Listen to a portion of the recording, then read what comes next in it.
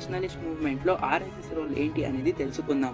హిందూ జాతీయవాద ఉద్యమంలో ఆర్ఎస్ఎస్ చారిత్రకంగా ప్రధాన పాత్ర పోషించింది.